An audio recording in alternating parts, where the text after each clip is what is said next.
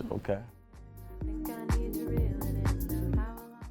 Hobbies, I like to, I sing, I can rap, I like football. Right now, just a little bit. Oh yeah? Sing to you? What is happening right now? Okay, go ahead, sing to me. So you laughing at? No, I'm just like, okay, go ahead. Baby, your heart is safe with me. And I can show you what love's supposed to be. And I'm gonna give you all of this street love. It sounded a little, That was cute. I needed a water, but you know. I'm a very chill personality. I'm always, minding my business. I like to be by myself, on my phone, nothing loud, very, very humble, yeah. That's nice. I'm open-minded, free-spirited, fun, I think. I hope I'm fun. You hope you're fun? Yeah, I think. You don't trust? I'm not very sure. But, I enjoy, art generally, so I think that's fun. I love music. I'm a songwriter, so I love creating music and watching movies and anything that has to do with the arts. What kind of music? R&B primarily, Can you sing? hip-hop. Yes, but don't ask me to sing. Everyone over. You asked me to make a joke, so why you can't sing? You're right. You listen to Afrobeat? Yeah, Who's I your was just favorite about to artist? say. I like Olamide. Yeah. What about you? What are your hobbies? My hobbies, so sleeping is my favorite hobby. When I'm not at work, I'll be in the bed, sleep. Other than that, I'm at the gym. Equinox all day, every day. I spend a lot of money, so I try to make sure I go at least Are they once a day. paying you? They're not Name paying me. dropping? Oh, sorry. There ain't no bad bitches there anyway, so. My hobbies is cooking. I love to cook. I don't know if you noticed, but I kind of burned myself the other day making some curry chicken. You already know.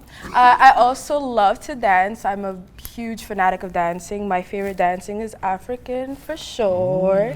And belly dancing, Moroccan shebi. It's pretty cool. What's your favorite dish that you love So to I'm cook? Indian. You already know I love curry. I love any Asian dish, to be honest. It's very Oh my so God, good. even you talking about it makes me hungry. It takes forever to make and a lot of love. I go to the gym about like 6 days a week, so that's a big hobby for me. Other than that, I've been in just real grind mode, honing on my craft for like acting, so I take a lot more classes, developing, losing self-consciousness, and I've been like real studying it and really being like a student of the craft and things like that. So I think that's pretty much been taking up most of my free time. Besides, I still party and things like that, so I get into the whole ratchet business and all that. So some of my hobbies are makeup, modeling, I box.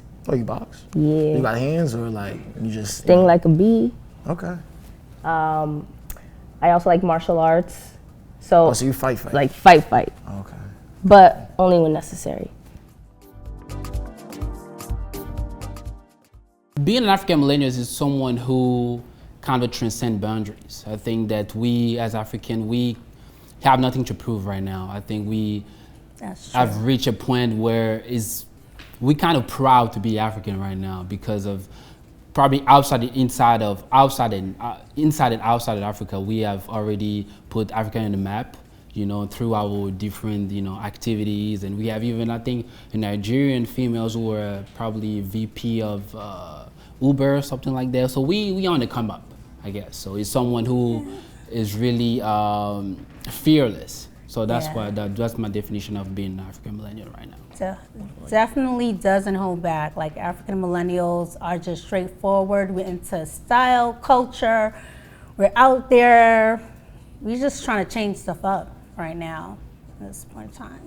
So to be an African millennial to me means, as an African, I carry my history with me everywhere that I go. So when I walk into a room, I have my mother and my father, my grandparents, I have all the Africans that came before me, and I'm representing them. But as a millennial, I feel like a lot of the not so written rules are outdated, and it's our responsibility to change them. What does it mean to be an African millennial?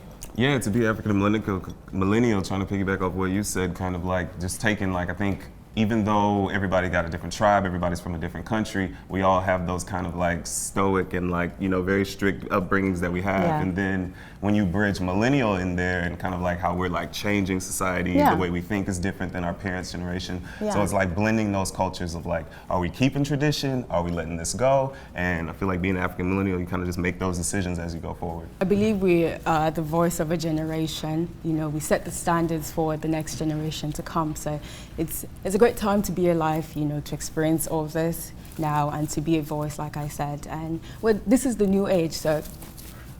For me, me being an African millennial, it's being in this era and be able to be a boss, you know, work freely, go to school, be somebody in the future. Because before, I think nobody can do that. Like, especially being an African, you cannot really walk around. You can't really, you know, do what you really want to do.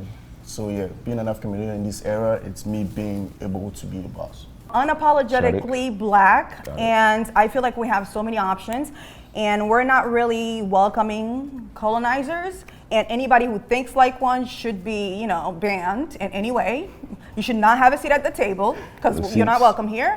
We've had enough. So I think we have many platforms to express ourselves and create who we want to be.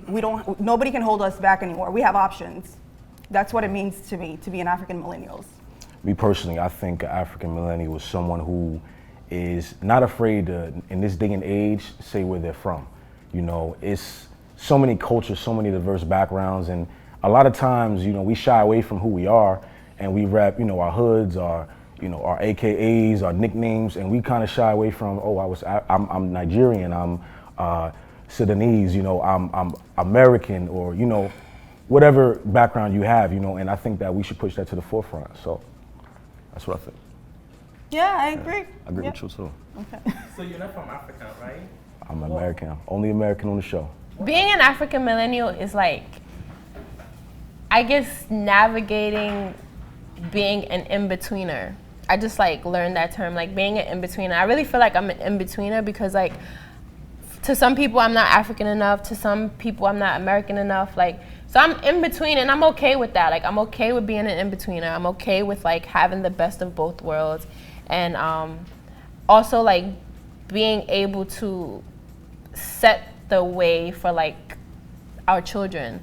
Like, I feel like our parents did a good job like settling us into American culture, like getting us educating, making sure that we had exactly what we needed. But now I feel like it's our generation's duty to like take that stabilization, but bring in entrepreneurship, bring in creativity, bring in representation. Like, I want to see more of us on TV. I want to see more of us in magazines, and it's happening. But I think like us not losing our creative side, because Africans are very creative. Like, we're all about art and stuff. And I think when our parents came here, they just wanted us to be educated, and they like pushed that creativity down. So I think we're the best of both worlds. To be an African millennial is so much to it. It means to take what our forefathers have done and make it right. It means to basically bring style, flavor, struggles. I mean, because we know as African millennials, we do struggle. It's also to bring awareness to those who don't understand us, who don't understand what we go through, why we feel the way we feel, why we move the way we move. So yeah, it's a whole bunch of things. I could go on for days.